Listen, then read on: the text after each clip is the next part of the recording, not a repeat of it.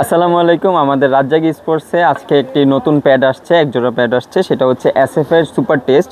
So এই প্যাডটা আমি আপনাদেরকে দেখাই। এটা হচ্ছে খুবই ভালো কোয়ালিটির প্যাড আসছে।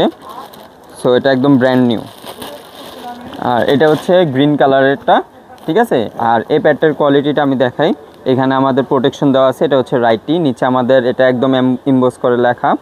আর এই পিছনের সাইডটা যদি দেখাই, প্রোটেকশনটা খুবই ভালো কোয়ালিটি, এসএসের মতোই।